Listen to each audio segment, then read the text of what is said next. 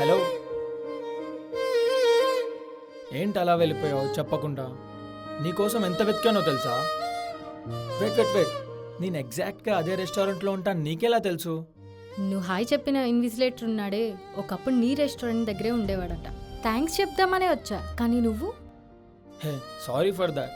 నేను కావాలని చేయలేదు, కొంచెం ఎమోషనల్ ఫీల్ అయ్యా అంతే. అయితే మాత్రం అలా చెప్తావా థ్యాంక్స్? థ్యాంక్స్ ఎలా చెప్పాలో నిన్ను చూసే నేర్చుకున్నా.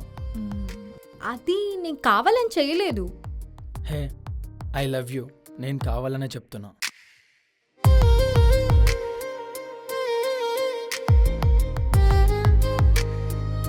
హలో, ఒక్క నిమిషం.